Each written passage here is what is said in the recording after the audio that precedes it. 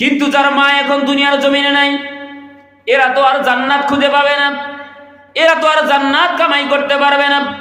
যার বাবা দুনিয়াতে নাই, জান্নাত কামাই করার রাস্তা বন্ধ হয়ে গেছে। এরকম অনেক মানুষ আছে যারা মাও নাই বাবাও নাই, এদের কপালটা পড়ে গেছে। দুনিয়ার জমিনে শত চেষ্টা করলেও আর একবারও মা বলে ডাক দিতে পারে না।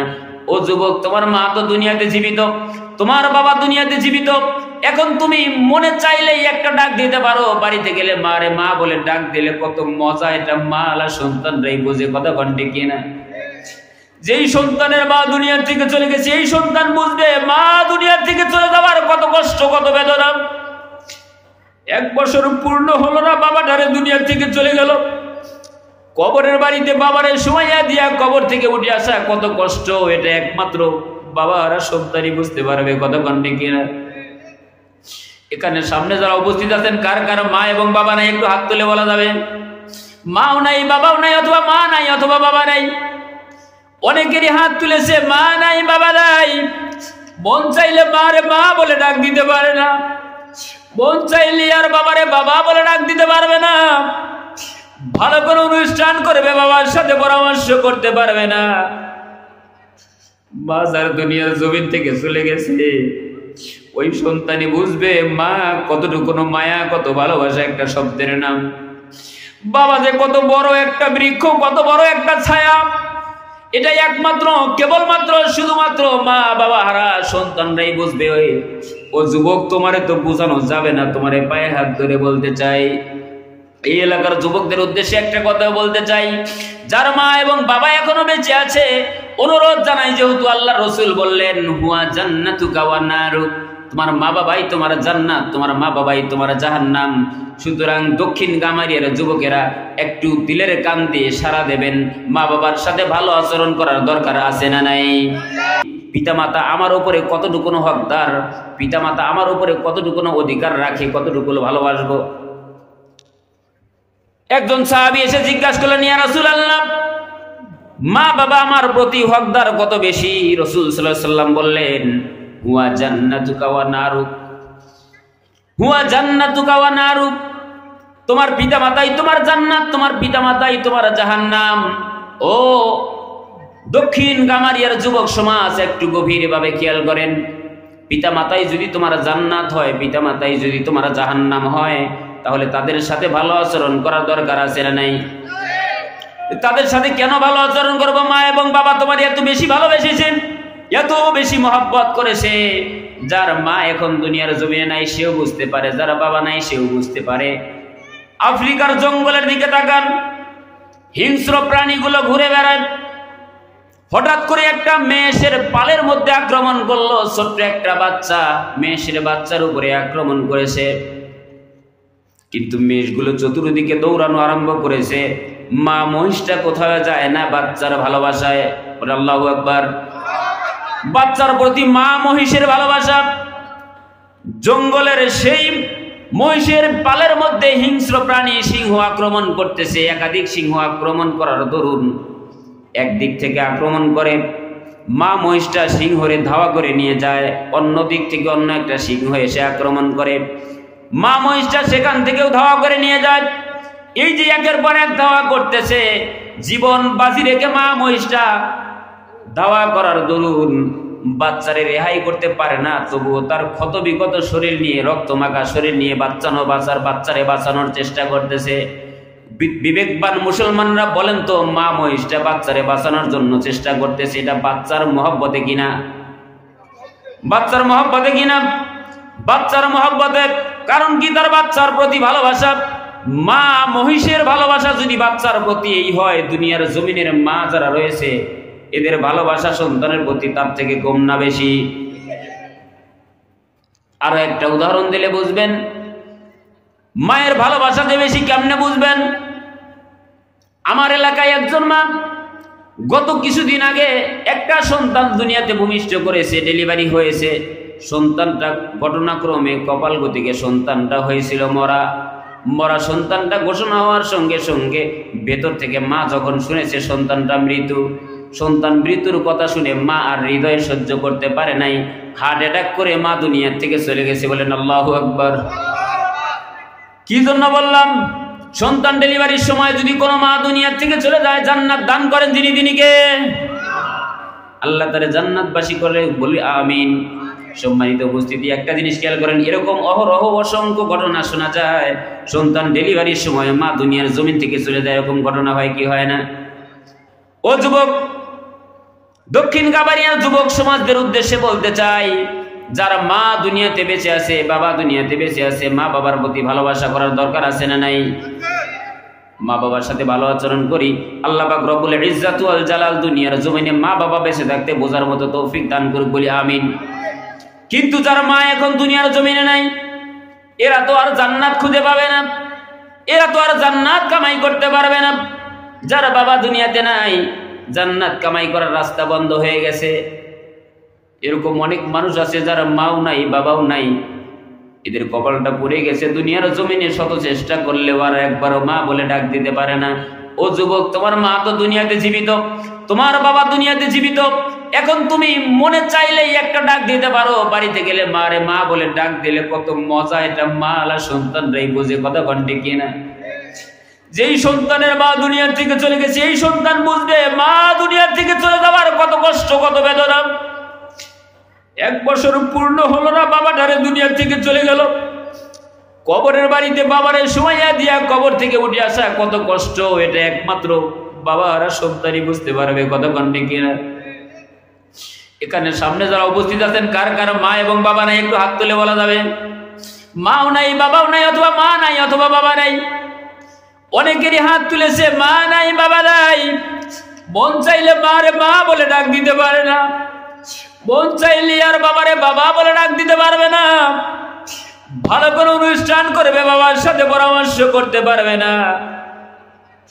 বাজার দুনিয়ার জমিন থেকে চলে গেছে, ওই সন্তানই বুঝবে মা কতটুকু মায়া, কত ভালোবাসা একটা শব্দের নাম।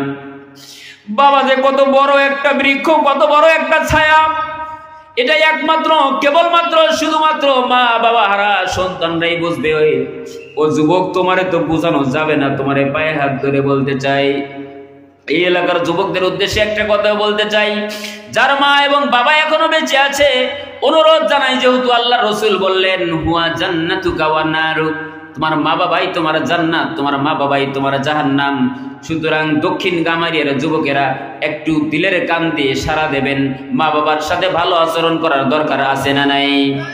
আল্লাহ পাক রব্বুল ইজ্জাত ওয়াল কারীম আমাদের সে তৌফিক দান করেন, বলি আমিন। আল্লাহ তাআলা যাদের মা এবং বাবা দুনিয়ার জমিন থেকে চলে গেছে, মায়ের কথা বলার পরে, বাবার কথা বলার পরে অনেক যুবক আছে চোখের কোণায় পানি ঝরেছে, রব্বে কারীম ওই সমস্ত যুবকদের চোখের কোণার পানির বদলতে, বৃদ্ধ বাবাদের চোখের কোণার পানির বদলতে মা বাবার কবরটারে জান্নাতের বাগান বানিয়ে দিন, বলি আমিন।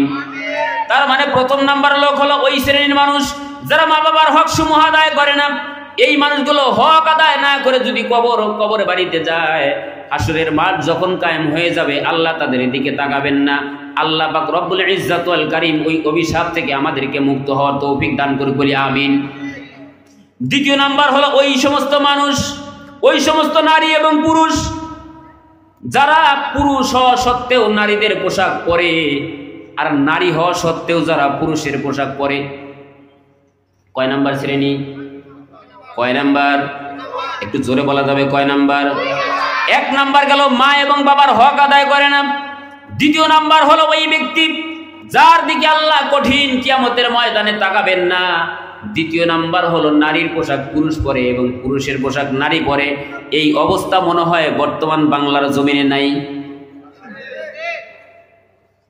এই যে শীতের মধ্যে কনকনে শীত, অনেক যুবক আছে দেখবেন, এখন হয়তো কম দেখা যায়, কিছু কিছু যুবক আছে হাতে তো একটা বেড়ি পরে, এটা তো ঘড়ি, এটা কিন্তু ওর বেড়ি না, হাতের ভিতরে বয়লা পরে, বয়লা। জেলখানার কয়েদিদের যেরকম হাতে বয়লা পরানো হয়, এরকম হাতে স্টিলের বয়লা পরে। আছে না এরকম যুবক? নাই মনে হয়, দেখেন। শুধু বয়লা পরে দেয় না, গলার ভিতরে চেন পরে, এরকম যুবক নাই? আমাকে কিছুক্ষণ আগেও বললো যুবকদের উদ্দেশ্যে মাহফিল, আমি বললাম যুবকদেরই তো হেদায়েত করার দরকার। বর্তমান যুবক যদি হেদায়েত হয়, আগামীর প্রজন্ম ভালো হবে, কথা কন ঠিক কিনা? এখন বৃদ্ধদের চেয়ে, বৃদ্ধ বাবাদের চেয়ে যুবকদের হেদায়েতের দরকার কম না বেশি? আগামীর প্রজন্ম যদি ভালো রাখা লাগে, আগামীর প্রজন্ম ভালো হোক, সেই হিসেবে যুবকদের হেদায়েতের দরকার কম না বেশি? কিন্তু যুবকেরা গলার ভিতরে চেন পরে। ও যুবক, গভীর মনোযোগ দিয়ে খেয়াল করো, তোমার গলায় যদি চেন থাকে সেটা হলো মহিলাদের গলার চেন। তুমি হয়তো ভাববে আমি বাজার থেকে কিনছি, কোনো মহিলার চেন না। এটা কোনো মহিলার চেন না হতে পারে, কিন্তু এটা পরে তো মহিলারা কথা কন ঠিক কিনা? কিন্তু তুমি যদি মহিলাদের চেন পরো, এই চেনটা পরো তুমি যদি ঘরো, কঠিন কিয়ামতের ময়দানে রব্বে কারিম তোমার দিকে চোখ তুলে তাকাবেন না। শুধু চোখ তুলে তাকাবেন না তাই না, এই যে সামনে আসতেছে 16ই ডিসেম্বর আসতেছে না, তখন বিভিন্ন দিক থেকে বিভিন্ন অঙ্গভঙ্গিমায় মানুষদেরকে সাজানো হয়।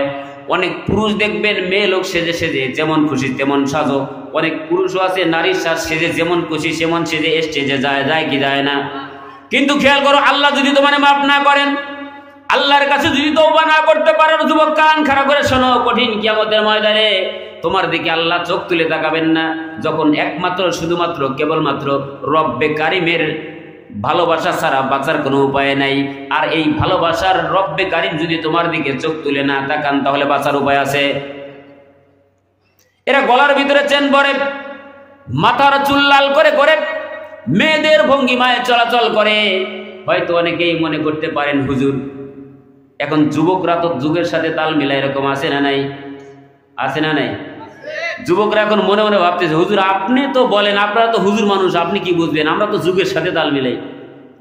এরা কিসের সাথে তাল মিলায়? যুগের সাথে তাল মিলাইয়া চলছে দেখো পোলাপান, এমন একটা দেশের মাঝে আছি মুসলমান, ঠিক কিনা? যুগের সাথে তাল মিলাইয়া চলছে দেখো পোলাপান, এমন একটা দেশের মাঝে আছি মুসলমান। তারা প্যান্ট পরে যে গিরার নিচে পাঞ্জাবিটা মাজায়, কালো চুলটা লাল করিয়া মেয়ের দিকে তায়, নাই মনে? তারা প্যান্ট পরে যে গিরার নিচে পাঞ্জাবিটা মাজায়, কালো চুলটা লাল করিয়া মেয়ের দিকে চায়, আবার মিষ্টি মিষ্টি হাসি দিয়া তোলে আই লাভ ইউ স্লোগান, এমন একটা দেশের মাঝে আছি মুসলমান, ঠিক কিনা? এরা যুগের সাথে তাল মিলায়। যুগের সাথে তাল মিলায় তারা কি করে? কানের ভিতরে দুল পরে, গলার ভিতরে মালা পরে। তাই রাজীবপুরি মাঝে মধ্যে বলে, তারা একটি কানে দুল পরিয়া স্বর্ণের চেন দেয় গলে, হাতের নখটা লম্বা করে বানর বেশে চলে, আছে না নাই? তারা একটি কানে দুল পরিয়া স্বর্ণের চেন দেয় গলে, হাতের নখটা লম্বা করে বানর বেশে চলে। হাদিসে নাই এমন ফ্যাশন, আছে ও ভাই কোরআনে নাই এমন ফ্যাশন, কোরআন পড়ে জানলাম এমন একটা দেশের মাঝে আছি মুসলমান, ঠিক কিনা? যুগের সাথে তাল মিলাইয়া চলছে দেখো পোলাপান, এমন একটা দেশের মাঝে আছি মুসলমান। ও যুবক, তোমারে বলতে চাই, দক্ষিণ কামারিয়ার যুবক সমাজদেরকে বলতে চাই, যুগ চলতে পারে আবু জেহেলের কায়দায়, যুগ চলতে পারে নমরুদের কায়দায়, যুগ চলতে পারে ফিরাউনের কায়দায়, হামানের কায়দায়, কিন্তু তোমারে আমারে চলতে হবে আবু বকর, ওমর, ওসমান, আলীর কায়দায়, কথা কোন ঠিক কিনা? আল্লাহ পাক রব্বুল ইজ্জত ওয়াল জালাল দক্ষিণ কামারিয়ার যুবক সমাজদেরকে কোরআন মোতাবেক জীবন গঠন করার তৌফিক দান করেন, বলি আমিন। এটা হলো যুবকদের কথা। কিন্তু যুবতীদের ব্যাপারে বর্তমান জামানায় ওই কঠিন কিয়ামতের ময়দানে দ্বিতীয় নম্বর শ্রেণী যারা রয়েছে, যারা যুবক হওয়া সত্ত্বেও মেয়েদের পোশাক পরে ঘোরে, আবার মেয়ে হওয়া সত্ত্বেও যারা পুরুষের পোশাক পরে ঘোরে, দ্বিতীয় নম্বর শ্রেণী। মেয়ে হওয়া সত্ত্বেও পুরুষের পোশাক পরে, জিন্সের প্যান্ট পরে, সাধারণত একটা হাফ পাতা গেঞ্জি পরে, এরকম মেয়ে বাংলাদেশের জমিনে হয়তোবা গামারিয়াতে, দেওয়ানগঞ্জে নাই, হয়তোবা আমাদের জামালপুর ডিস্ট্রিক্টেও নাই, কিন্তু বিভিন্ন জায়গায় তাকালে দেখা যায় কি যায় না? এখানেই আছে। আল্লাহ হেদায়েত দান করে বলে আমিন। এক ভাই বলতেছে এদিকেও আছে, এদিকে যদি থাকে আল্লাহ হেদায়েত দান করেন বলে আমিন। ও মা ও বোন, দিলের কানটা লাগান, গভীর মনোযোগ দিয়ে খেয়াল করেন। আপনি মা হওয়া সত্ত্বেও, আপনি মেয়ে হওয়া সত্ত্বেও যদি পুরুষের পোশাক পরেন আর যদি তওবা করে মৃত্যুবরণ না করেন, কঠিন কিয়ামতের ময়দানে আপনার দিকে আল্লাহ চোখ তুলে তাকাবেন না। সুতরাং এই সমস্ত পোশাক থেকে আমাদের বিরত হওয়ার দরকার আছে না নাই? এদেরকে চেনা যায় না মেয়ে না পুরুষ। এই যে আজকেও আপনাদের এলাকায় আসতে এক যুবকরে দেখলাম মাথার ভিতরে খোপা বাঁধছে, এরকম করে ক্লিপ লাগাইছে বেশ কয়টা। আমি একবার গাড়ি ব্রেক করলাম সামনে, আমার গাড়ির পিছনে ছিল দুইজন। এদের বললাম একটু খেয়াল করছো নি, মাথার ভিতরে খোপা বাঁধছে। ভালো করে তাকাইয়া দেখলাম যুবক, অবশ্যই ছেলে মানুষ। আমার কাছে সন্দেহ হলো, আবারও ব্রেক করলাম, দেখলাম না আসলেও ছেলে মানুষ, কারণ গোপ গোজাইছে ছেলে মানুষ। কিন্তু এদেরকে চেনা যায় না। অনেক মা বোনেরা এরকম আছে, জিন্সের প্যান্ট পরে, গেঞ্জি পরে বাজারে যায়, মাথার চুলগুলো খাটো করে বাজারে যায়। ও মা, ও বোন, তোমার তো এই পোশাক মানায় না, কারণ তোমার দিকে আল্লাহ কঠিন কিয়ামতের ময়দানে তাকাবেন না। এই সমস্ত ভুল থেকে আমাদের সংশোধন হওয়ার দরকার আছে না নাই? জিন্সের শার্ট প্যান্ট পরিয়া রাস্তা দিয়া যায়, মাইয়া না পোলা তারে চিনা বড় দায়, ঠিক না? আজকে যেরকম ব্যাধিসাই বলছিলাম, জিন্সের শার্ট প্যান্ট পরিয়া রাস্তা দিয়া যায়, মাইয়া না পোলা তারে চিনা বড় দায়। আল্লাহ গো কোন দুনিয়ায় পাঠাইলা আমায়, ঠিক না? মেয়ে মানুষ বটে, কিন্তু গেঞ্জি পরছে, জিন্সের প্যান্ট পরছে, পুরুষ না মেয়ে এটা চেনাই বড় কষ্ট। এরকম লোক আছে না নাই? যদি থাকেন কঠিন কিয়ামতের ময়দানে, ও মা, তোমার দিকে আল্লাহ চোখ তুলে তাকাবেন না। শুধু তাই না, তৃতীয় নম্বর শ্রেণী হলো ওই সমস্ত মানুষ যারা দায়ুস চেনেন তো? দায়ুস মার্কা মানুষ, দায়ুস মার্কা মহিলা যারা রয়েছে, দায়ুস মার্কা পুরুষ যারা রয়েছে, এদের দিকে আল্লাহ কঠিন কিয়ামতের ময়দানে তাকাবেন না। এই তিন শ্রেণীর মানুষের দিকে আল্লাহ তাকাবেন না। সুতরাং এই তিন শ্রেণী থেকে আমাদের বিরত থাকার দরকার আছে না নাই? এই দায়ুসরা কি করে জানেন? পুরুষদেরকে বাড়ি রাখে, নিজেরাই মার্কেটে যায়, বাজার করে। কিন্তু এখন বর্তমান যুগে ব্যবসায়ীরাও আছে, ভিড়ে যদি একটু বেশি হয়, কাস্টমার বেশি হলে দেখবেন পুরুষের কাছে জিনিস বেচা বাদ দিয়ে মা বোনদের কাছে একটু বেশি বেচার চেষ্টা করে। এই চরিত্র যদি কোনো দোকানওয়ালা থাকে, আল্লাহর ওয়াস্তে অনুরোধ করে যাই, কাস্টমার আপনার উভয়টাই সমান। আপনি যদি এই নিয়তে করেন যে মহিলাদের কাছে ব্যবসায় লাভ বেশি করব, তাহলে আপনার ব্যবসা হালাল হবে না। আর এই নিয়ত যদি হয় যে মহিলা মানুষ তাড়াতাড়ি বিদায় দেয়, সেটা আলাদা ব্যাপার। কিন্তু বর্তমানে আমাদের এলাকার কথা বুঝাতে চাচ্ছি, বিভিন্ন জায়গায় এরকম আছে। আলহামদুলিল্লাহ, এদিকে মনে হয় অনেকটাই ভালো। ঈদের সময় আসলে বাজারে ভিড় মহিলারা একটু কমই করে, পুরুষ মানুষই বাজার করে। মহিলারা বেশি করে কেন? মহিলাদের পর্দা রস করতে হলে প্রথমে পুরুষের আগে খামের সাথে বান্ধা লাগবে, শক্ত রশি দিয়া। কি দিয়া শক্ত রশি দিয়ে খামের সাথে বেঁধে তারপরে মহিলাদের ওয়াজ করা দরকার। আমাকে যখন ওয়াজের বয়ান দিয়েছে তখনই বলছি, মহিলাদের ব্যাপারে ওয়াজ করতে বললেন, মহিলাদের পর্দার ওয়াজ করতে লাগে, পুরুষকে সাইজ করা লাগে।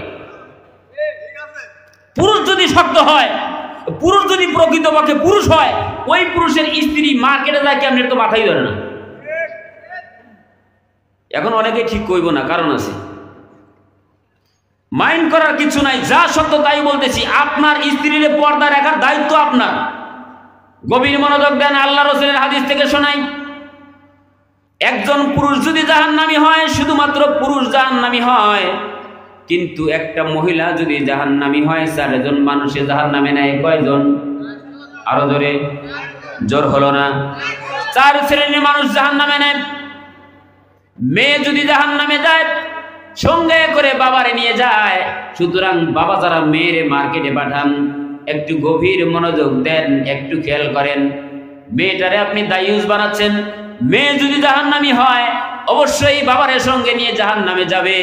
বাবার অনুপস্থিতিতে বড় ভাই যদি থাকে, মেয়ে যদি জাহান্নামী হয়, ভাইটারের সঙ্গে নিয়ে যায়। এর কয়জন হইল? মেয়ে যদি জাহান্নামী হয়, বাবারে নেয়, বাবার অনুপস্থিতিতে বড় ভাইরে জাহান্নামে নিয়ে যায়। আর মেয়ে যদি বিবাহিত হয়, তাহলে স্বামীর সঙ্গে নিয়ে যায়। আল্লাহরে বলেন, আমার তো দোষ না, আমার স্বামীর সঙ্গে দেন। তার মানে মেয়ে যদি জাহান্নামী হয়, 4 শ্রেণীর মধ্যে 3 শ্রেণী হলো স্বামী। 4র্থ নম্বর শ্রেণী হলো বড় ছেলে। কোন ছেলে? যারা বড় ছেলে আছেন ওয়াজটা শোনেন, যারা স্বামী আছেন কান খাড়া করেন, যারা ভাই আছেন বিবেক খাটান, যারা বাবা আছেন আকল খাটিয়ে চিন্তা করেন। একটা মেয়ে যদি জাহান্নামে যায়, 4 শ্রেণীর মানুষে জাহান্নামে। কয় শ্রেণী?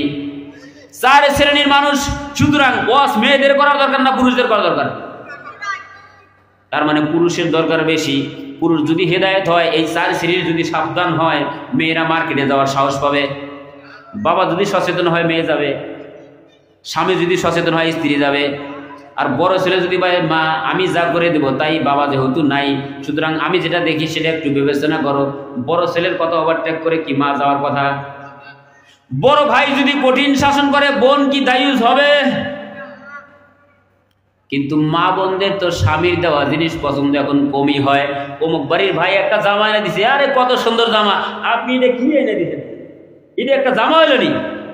আপনাদের এলাকায় এরকম আছে? স্বামী কাপড় কিনে দেয়, স্ত্রী পছন্দ করে না, দায়ুস মার্কা স্ত্রী, এর মার্কেটে যাওয়াটা বেশি পছন্দ। ঠিক কিনা? বুঝে নেবেন কিয়ামত খুব কাছে। মহিলাদের মার্কেটে ভিড় যত বাড়তেছে, বুঝবেন কিয়ামত তত কাছে। কিয়ামত তত কত দূরে, কিয়ামত কাছে, কিয়ামত দূরে না। মহিলাদের ভিড় মার্কেটে বেশি।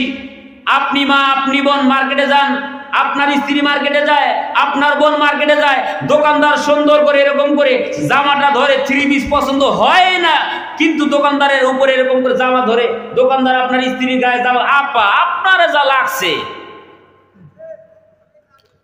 বলে কি বলে না?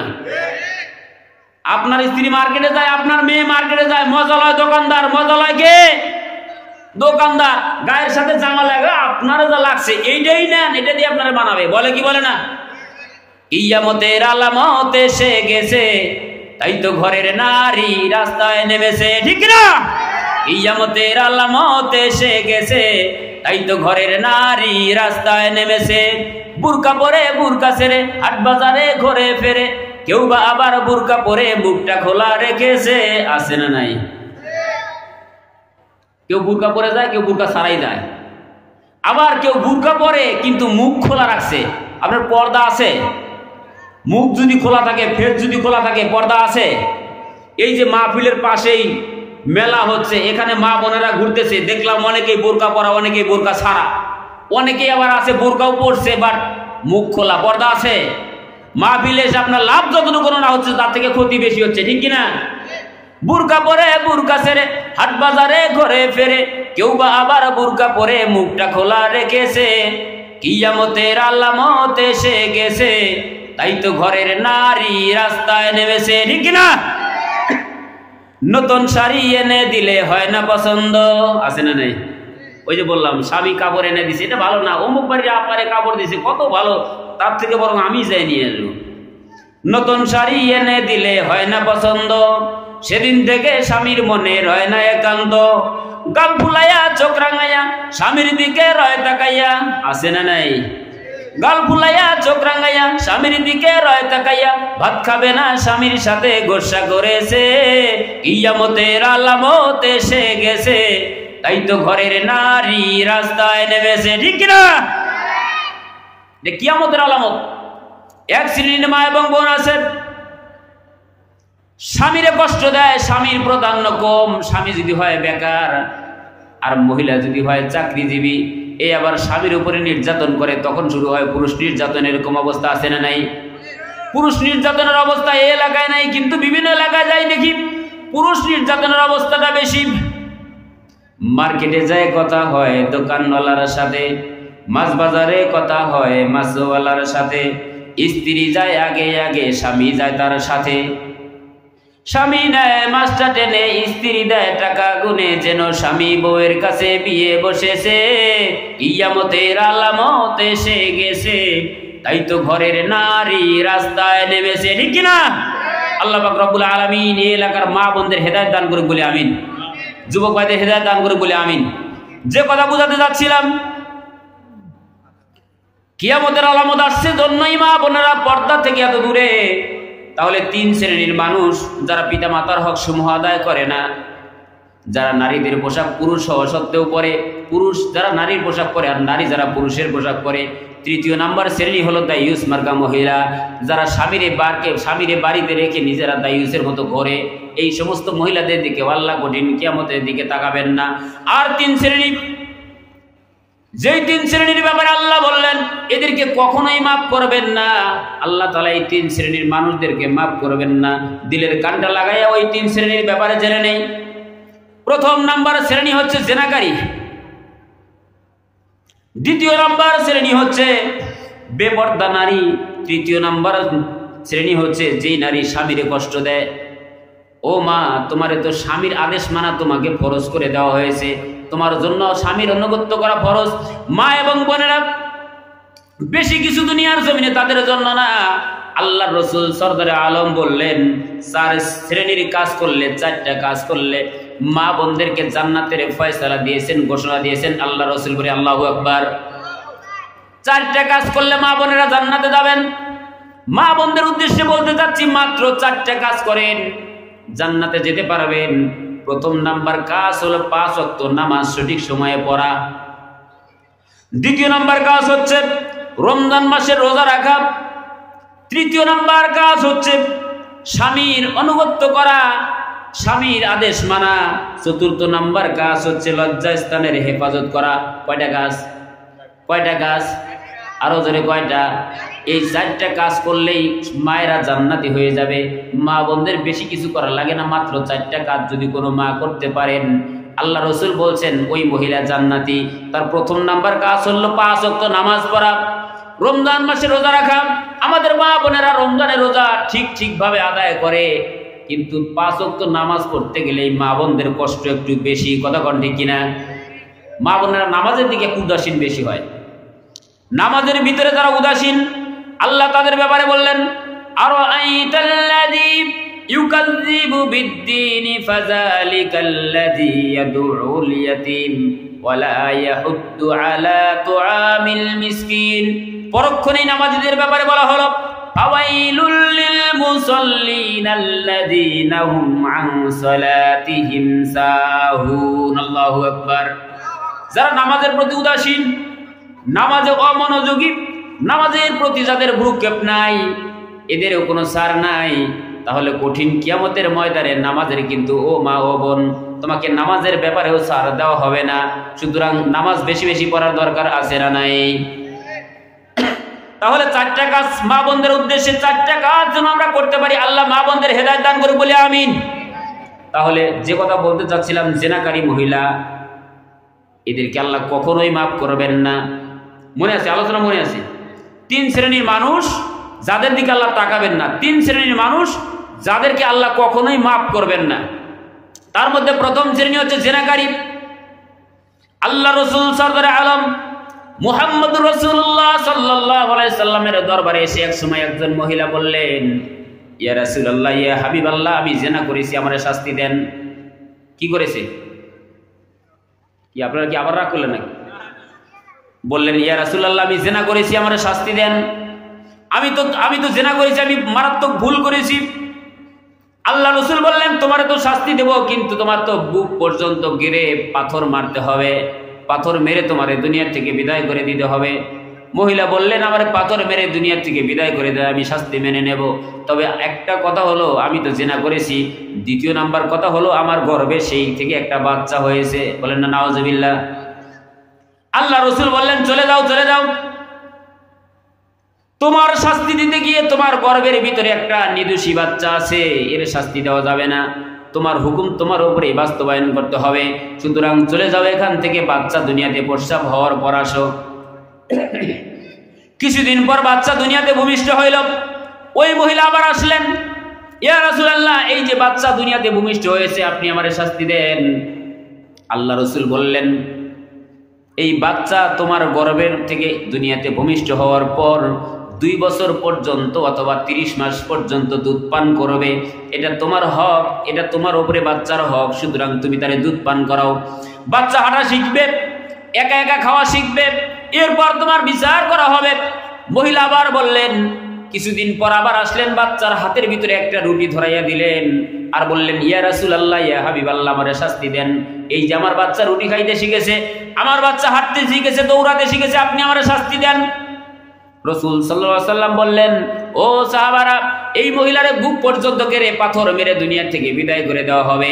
এরকম হলো জিনাকারীর বিচার। জিনাকারীদের অবস্থা, জিনাকারিনী মহিলা এবং পুরুষ যদি হয়, এই যদি তাদের অবস্থা হয়, তার মানে এই জিনাকারীর শাস্তি দুনিয়াতে এবং আখিরাতে কম না বেশি? যদি তওবা করে মারা না যেতে পারেন, আল্লাহ যদি মাফ না করেন, তাহলে কঠিন কিয়ামতের ময়দানেও আপনাকে মাফ করা হবে না। তবে মাপের ব্যাপারে একটা আয়াতুল কারিমা শোনাতে চাচ্ছি। আল্লাহ পাক রব্বুল ইজ্জাত ওয়াল জালাল বোঝাচ্ছেন, তুবু ইলাল্লাহি তাওবাতান নাসুহা। আল্লাহ তাআলা বোঝাচ্ছেন, যদি কোনো ব্যক্তি তওবা নাসুহা করে, খাঁটিভাবে কেউ যদি তওবা করতে পারে, তবেই তো না রব্বে কারিম মাফ করলে করতে পারেন কি পারেন না? দুনিয়ার জমিনের সমস্ত মানুষের থেকে দয়াবান যিনি বেশি, তিনি কে? ওই আল্লাহ যদি ইচ্ছা করেন মাফ করতে পারেন কি পারে না? আল্লাহ তাআলা আমাদের সকল গুনাহগুলো মাফ করে দেন, বলি আমিন। তাহলে জেনাকারী মহিলাদেরকে আল্লাহ মাফ করেন না। যদি তওবা না করতে পারেন, তওবা না করে যদি মারা যান, কঠিন কিয়ামতের ময়দানেও তাদেরকে মাফ করা হবে না। বুঝতে পারছি, আমি তো ঘড়ি দিক দেখাচ্ছি, সমস্যা নেই। তাহলে বুঝাতে চাচ্ছিলাম, জেনাকারী মহিলা এবং পুরুষ আমরা সচেতন হয়ে যাই। আমরা যারা জেনাকারী পুরুষ এবং মহিলা আছি, সচেতন হওয়ার দরকার আছে না নাই? যদি কারো এই খাসিয়ত থাকে আর এমত অবস্থায় যদি দুনিয়া থেকে চলে যায়, আল্লাহ মাফ করবেন না। কঠিন কিয়ামতে আপনার উপরে কি অবস্থা হবে, এই ব্যাপারে অনেক লম্বা হাদিস রয়েছে, বিস্তারিত বলতে গেলে অনেক সময়। যেহেতু মহিলাদের ব্যাপারে কথা, আমি পর্দার ব্যাপারে আরো কিছু কথা বোঝাতে চাচ্ছিলাম। আমাদেরকে বেপর্দা নারীদের ব্যাপারে আরো কিছু কথা শোনাতে চাই। সেটা হলো, আল্লাহ রসুল সাল্লাল্লাহু আলাইহি সাল্লাম তার মেয়েরে বলতেছেন, ফাতেমা তিনি কি করবে? তিনি যে জান্নাতে যাবে, জান্নাতি মহিলাদের সর্দার হবে, সর্দারিনী হবে, তার সাথে একজন মহিলা জান্নাতে যাবেন, তার সাথে থাকবেন। এর ব্যাপারে ফাতেমাকে একটা মেসেজ দেওয়া হলো।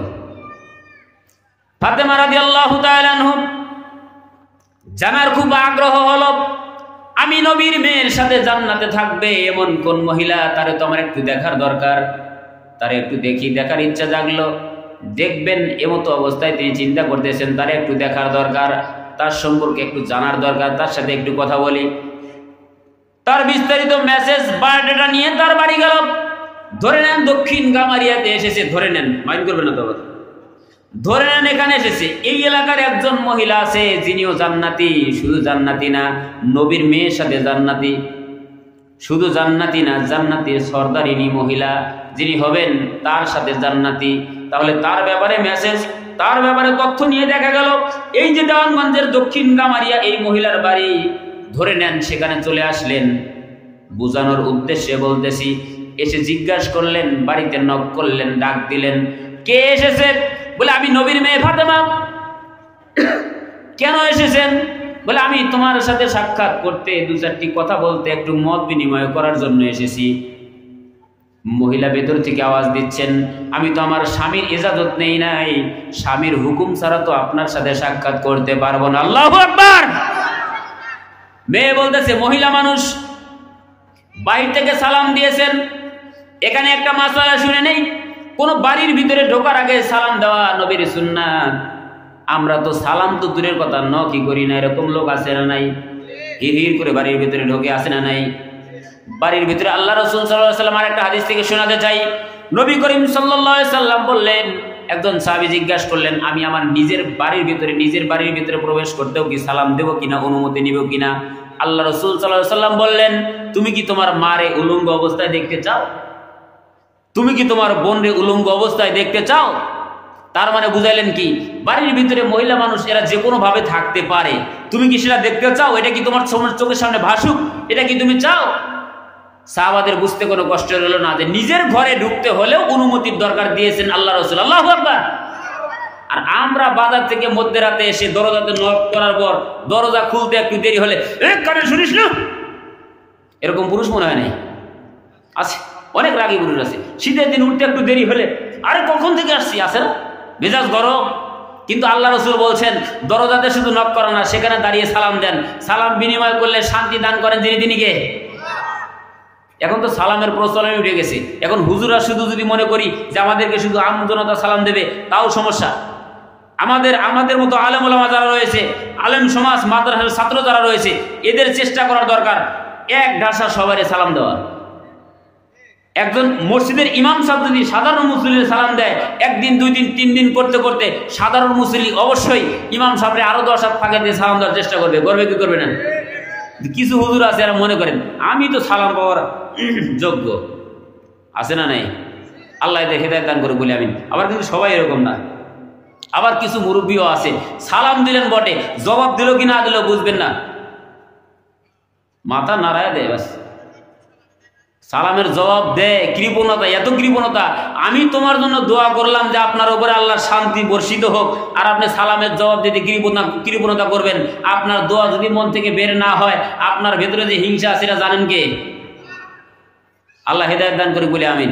তার মানে বোঝা গেল, আল্লাহ রসুল সরদার আলম বুঝাচ্ছেন, কোন ঘরের ভেতরে প্রবেশ করার আগে সালাম দিয়ে অনুমতি নিতে হয়। আম্মাজান মা ফাতেমা বললেন, বাহির থেকে সালাম দিলাম, ভেতর থেকে আওয়াজ আসলো, আমার স্বামীর অনুমতি নাই, তোমার সাথে সাক্ষাৎ করতে পারবো না। হতে পারে আপনি নবীর মেয়ে, আপনারে ফিরিয়ে দিতে আমার কষ্ট হচ্ছে, তবু আপনার সাথে সাক্ষাৎ করা আমার সাজে না, কারণ আমার স্বামীর অনুমতি ছাড়া আমি আপনার সাথে সাক্ষাৎ করতে পারবো না। আল্লাহু আকবার। কিন্তু অনেক মা বোন আছে স্বামীর অনুমতি ছাড়া সাক্ষাৎ তো দূরের কথা, যদি দেখে আজকে কোথায় গেছে, বলে জামালপুর শহরে, আসতে কয়টা বাজবে, সন্ধ্যার আগে আসবে, বলে এর ফাঁকে দেওয়ানগঞ্জ বাজারে মার্কেটটা করে আসি। বলে তাহলে যদি আশপাশি কেউ বলে যে একটু স্বামীর অনুমতির দরকার আছে না, বলে জানবেই না, জানার আগেই ঘুরে আসবো। এরকম পরিবেশ হয় কি হয় না? স্বামীর অনুমতি ছাড়া মহিলা যদি মহিলার সাথে সাক্ষাৎ না করে থাকে, আপনি মা স্বামীর অনুমতি ছাড়া কেমনে বাহিরে বের হন? শুধু তাই না, আল্লাহ রসুলের সাহাবী আল্লাহ রসুল সাল্লাল্লাহু আলাইহি সাল্লামের মেয়ে ফাতেমারে ফিরিয়ে দিলেন। পরের দিন আসলেন, আসার সময় ইমাম হাসান রাদিয়াল্লাহু তাআলা আনহু পিছু নিয়েছেন, হুসাইন রাদিয়াল্লাহু তাআলা আনহু। আম্মা জান, তুমি কালকেও এই টাইমে বের হয়ে গেলেন, আজকে কোথায় যান? বলে আমি তো যাচ্ছি একজন মহিলার সাথে সাক্ষাৎ করার জন্য। বলে আমি আপনার সাথে যাব। ছোট বাচ্চা যদি আপনার বাজারে যেতে পাঁচ ধরে, আপনি রেখে যেতে পারেন? ছোট বাচ্চা বাজারে যাইতে পাঁচ ধরে যদি রেখে না যাওয়া যায়, মায়ের সাথে সন্তান যাবে, সেখানে কান্না থামানো যাবে? বেদি সাহেবের সঙ্গে করে নিয়ে গেলেন, দরজায় নক করলেন, সালাম বিনিময় করলেন। মহিলা ভেতর থেকে আওয়াজ করলেন, আপনি নবীর মেয়ে ফাতেমা, আপনার সাথে সাক্ষাৎ করার জন্য পারমিশন নিয়েছি, কিন্তু আপনার সাথে তো একটা বাচ্চা দেখতেছি, পিচ্ছি যুবক আছে, একটা যুবকটাকে। বলে এটা তো আমার ছোট্ট বাচ্চা হোসাইন। আল্লাহু আকবার। বলে এর তো প্রাপ্ত বয়স্ক হয় নাই, সমস্যা নাই। বলে না, আপনার সাথে সাক্ষাৎ করার অনুমতি নিয়েছি বটে, আপনারা ছেলে যত ছোটই হোক না কেন, ছেলের সাথে সাক্ষাৎ করব এই পারমিশন তো স্বামীর কাছে নেই নাই। আল্লাহু আকবার। অনুমতি নাই বিদায় ছোট্ট বাচ্চার সাথে সাক্ষাৎ করলেন না। দ্বিতীয়বারের মতো ফিরিয়ে দিলেন। তৃতীয় দিন যখন যাবেন, আবারও হাসান রাদিয়াল্লাহু তাআলা আনহুর সঙ্গে যান। এবার গেছেন তিনজন। কয়জন? আরো জোরে, কয়জন? তিনজন গেলেন। আবারও ডাক দিলেন, আবারও ডাক করলেন। সেদিনের মতো বললেন, আপনার সাথে সাক্ষাৎ করা মনে হয় আমার ভাগ্যে হলো না, একে একে 3 দিন ফিরিয়ে দিচ্ছি, আমি খুব কষ্ট পাচ্ছি, তবে তবুও ফিরিয়ে দিতে বাধ্য হচ্ছি। কারণ হলো আপনার সাথে সাক্ষাৎ করব, হাসানের সাথে হোসাইনের সাথে সাক্ষাৎ করব, এই দুইজনের পারমিশন আমি আমার স্বামীর কাছে নিয়েছি, কিন্তু আপনার সাথে যে হাসান আসবে এই পারমিশন স্বামীর কাছে নেওয়া হয় নাই, সুতরাং আপনার সাথে সাক্ষাৎ করা গেল না। আপনি নবীর মেয়ে হতে পারেন, আমারে মাফ করবেন, আপনি চলে যান, আপনার সাথে সাক্ষাৎ করা হলো না, আপনি চলে যান, পরবর্তী দিন আসেন। আল্লাহু আকবার। মা ফাতেমা বললেন, আপনার সাথে আমার আর সাক্ষাতের প্রয়োজন নাই, আমি যা জানার জেনে গেছি। আল্লাহু আকবার। আমি যেই পরীক্ষার জন্য এসেছিলাম, যেটা জানার জন্য এসেছি, সেটা আমার জানা হয়ে গেছে। তার মানে আমার সাথে জান্নাতে থাকবেন আপনি, আমি জান্নাতের সরদারিনী, কিন্তু আমার সাথে জান্নাতে চলাচল করবেন, চলাফেরা করবেন, জান্নাতে বসবাস করবেন আপনি। এ কথার দ্বারা বোঝাতে চাই, ও দক্ষিণ কামারিয়ার মহিলা মা বোনদের উদ্দেশ্যে বলতে চাই, ছোট বাচ্চাদের সাথে যে সাক্ষাৎ করা না যায় সেটা বোঝাতে চাচ্ছি না, এই ঘটনার দ্বারা বোঝাতে চাচ্ছিলাম, এই ঘটনাকে উদ্দেশ্য করে বলছিলাম, স্বামীর অনুমতি ছাড়া আপনার বাহিরে বের হওয়া সাজে না। পর্দাটা আপনার জন্য রব্বে কারীম ফরজ করে দিয়েছেন। পর্দা যিনি ফরজ করেছেন তিনি কে? সুতরাং আল্লাহর হুকুম অমান্য করলেন, স্বামীর হুকুম অমান্য করলেন, তার মানে স্বামীর এজাজত ছাড়া আপনি পর্দাবিহীন চললেন। স্বামীর অনুগত্য করা যেহেতু আপনার জন্য ফরজ, আল্লাহর অনুগত্য করাও তো ফরজ, দুইটা ফরজকে আপনি তরক করলেন। ওই কঠিন কিয়ামতের ময়দানে আপনার কঠোর শাস্তির কাঠগড়ায় দাঁড় করানো হবে। সুতরাং দক্ষিণ গামারিয়ার মা বোনদের উদ্দেশ্যে বলতে চাই রে মা, দুনিয়ার জমিনে আসো যতদিন ততদিন তো তোমার তওবা করার সুযোগ আছে। এখনো এই সমস্ত কালচার যাদের রয়েছে এখনো সময় আছে তওবা করি, কিন্তু যখন বৃদ্ধ অবস্থায় ঘরে পড়ে যাব, যখন প্যারালাইজড হয়ে ঘরে পড়ে যাব, তখন যদি বেশি বেশি করে আল্লাহর কাছে কান্না করি, দরকার আছে হয়তো লাভ হবে না। কারণ আমার কাছে ক্ষমতা আছে, এখন রাইফেল আছে, এখন বন্দুক আছে, এখন আইন পাস করার মতো কলমের ক্ষমতা আছে। এখন একজন বিচারক নির্দোষী মানুষদেরকে ফাঁসির কাস্টে ঝুলিয়ে দেয়, নির্দোষী মানুষদেরকে জেলখানায় আবদ্ধ করে, এরকম বিচারক আছে না নাই? কিন্তু এই বিচারকের যখন চাকরি শেষ, রিটায়ার্ড হয়েছে, এই যে আজকে আমাদের সুপারিনটেন্ডেন্ট সাহেব, সভাপতি সাহেব চাকরি রিটায়ার্ড হয়েছে, এখন যদি বলে মাদ্রাসা, মাইন্ড করবেন না সভাপতি সাহেবকে, আপনি মাইন্ড করবেন, একটা উদাহরণস্বরূপ বলতে না, এনার কথা নাই বললাম, আমি আমার কথাই বলি, আমি ধরে নেন একটা কোর্টের জজ নির্দোষী মানুষদেরকে ফাঁসির কাস্টে ঝুলিয়ে দিলাম, ব্যভিচার করে একজন মানুষদেরকে জেলখানায় আবদ্ধ করে দিলাম, একটা মানুষ অন্যায় করে নাই 2, 4, 5 বছর পর্যন্ত কয়েদির ভিতরে আটকায় রাখলাম, কিন্তু আমাকে আল্লাহ পাক রব্বুল আলামিন চাকরি থেকে যখন রিটায়ার করে দিলেন, তখন যদি আল্লাহর কাছে তওবা করি, আল্লাহ এই হাত দ্বারা আর কোনো নির্দোষী মানুষদেরকে ফাঁসি দিব না, আল্লাহ মাফ করবেন। তার মানে আল্লাহ বলেন তোমার তো এখন ক্ষমতাই নাই, ঠিক কিনা? এখন তোমার তো কলমই নাই, তুমি কেমনে একজন মানুষকে জেলখানায় দিবা? তোমার তো এই শক্তিই নাই। আরো একটা উদাহরণ দিলে বুঝবেন, যেহেতু 9টা বাজে, একেবারে 9টা বাজে, আলোচনা শেষ করতেছি, একটা উদাহরণ দিয়ে শেষ করে যাচ্ছি। একজন মানুষ অন্যের জমি থেকে আইল ছাটে, তার জমিটা প্রশস্ত করে, এরকম লোক আপনাদের এলাকায় না থাকতে পারে, বিভিন্ন এলাকায় আছে না নাই? আইলটারে বানায় বুলসেরাতের রাস্তা, উপর দিয়ে হাইটা যাওয়া যায় না, তাল বেতালে কোনো ছাগল যদি আইলের উপর দিয়ে যায়, মনে করে এটা কি আইল খেতের বাতর না ফুলসিরাতের রাস্তা, এরকম আছে না নাই? এই প্রতি মরশুমে মরশুমে আইল ছাটে, কিন্তু বেচারা কোনো এক সময় ঘরে পড়ে গেছে, প্যারালাইজড হয়ে গেছে, লাঠি ছাড়া চলতে পারে না। এখন বেচারা মসজিদে বসে বসে তসবিহ পড়ে, রাস্তা দিয়ে হাঁটে লাঠিতে ভর করে। এই বেচারা যদি আল্লাহর কাছে তওবা করে আর বলে, আল্লাহ জীবনে আইল ছেটে ছেটে মানুষের অনেক জমি মেরে খেয়েছি, এখন আর জীবনেও আইল ছাড়বো না, এটা বাটপারি কিনা? বোঝেন নাই মনে হয়?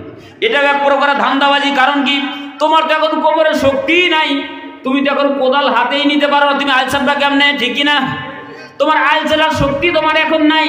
সুতরাং তওবা করার দরকার ছিল তোমার তখন, যখন তোমার কোমরে শক্তি ছিল। তওবা করার দরকার ছিল তোমার তখন, যখন তোমার আইনের চাবিকাঠি তোমার হাতে ছিল। কতক্ষণ ঠিক কিনা?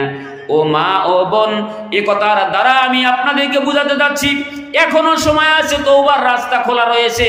সুতরাং তওবা করার দরকার আছে না নাই? এখনো যদি তওবা করেন আল্লাহ কবুল করবেন, কিন্তু যখন বিছানায় পড়ে যাবেন তখন তো আপনার যৌবনেই তারা দেবেন না, তখন তওবা করলে লাভ কি, ঠিক কিনা? লাস্ট মেসেজ, ফিনিশিং মেসেজ, শেষ মেসেজ, তাম দুনিয়ার জমিনে মুসলমানগণ অপমানিত, হ্যায় পন্থের পথিক, তাদের উদ্দেশ্যে একটা মাত্র মেসেজ দিয়ে শেষ করে যাচ্ছি। তার একটা মাত্র কারণ হলো, কবি নজরুল বুঝাচ্ছেন, মুসলমান তরুণ সমাজ খেয়াল করেন, যুবক সমাজ কান খাড়া করেন, মানুষগুলো বর্তমান মুসলমান মার খায় বিজাতিদের কাছে একটা মাত্র কারণ হলো তারা কোরআনের রাজ ভুলে গিয়েছে, কোরআনের বাণীসমূহ ভুলে গেছে। কতক্ষণ ঠিক কিনা? কবি নজরুল মুসলমান তরুণ সমাজদেরকে বুঝাচ্ছেন, ও মুসলমান তরুণ সমাজ, তোমরা যদি তোমাদের পিছনের জিন্দেগির হারানো গৌরবকে ফিরিয়ে পেতে চাও, তোমরা যদি সমাজের মুখে মাথা উচ্চ করে দাঁড়াতে চাও, তোমরা যদি সমাজের রাজ কায়েম করতে চাও, তবে তোমরা কোরআন মোতাবেক জীবন গঠন করো। কোরআন মোতাবেক জীবন গঠন করলেই তো না তোমাদের কি করা হবে, তোমাদের হারানো গৌরব তোমরা ফিরিয়ে পাওয়া সম্ভব। কতক্ষণ ঠিক কিনা? এই যে আমি এতক্ষণ যাবত যা কিছু বললাম, এই কথাগুলো মসজিদের ইমাম সাহেব বলেও কোনো লাভ হবে না। এই কথা আমি মাইকের ভিতরে 1 দিন 2 দিন 3 দিন করে 10 দিন পর্যন্ত ওয়াজ করেও কোনো লাভ হবে না।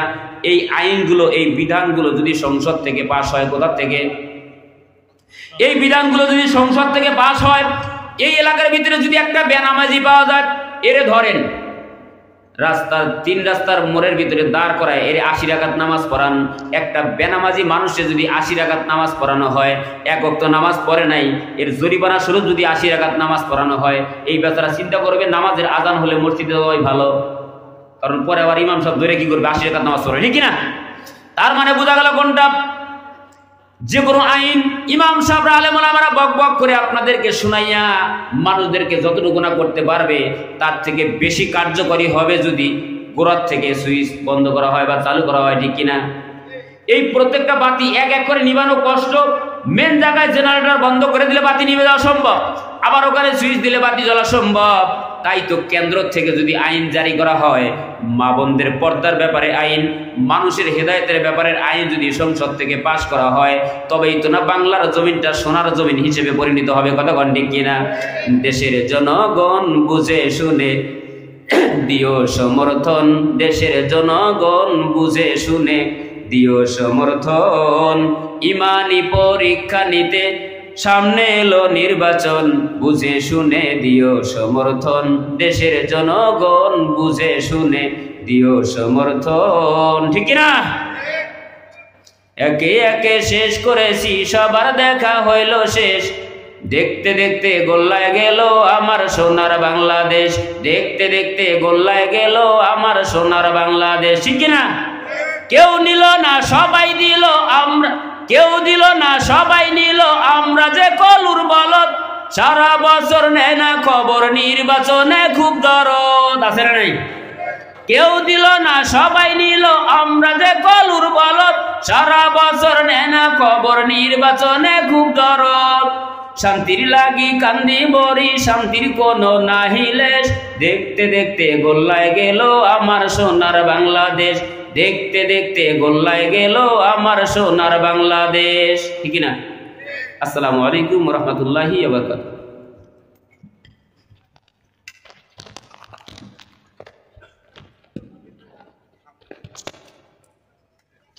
এটা আপনার ইয়া না, হ্যাঁ, এটা ইয়া করে দিবেন, ঠিকই থাকবে।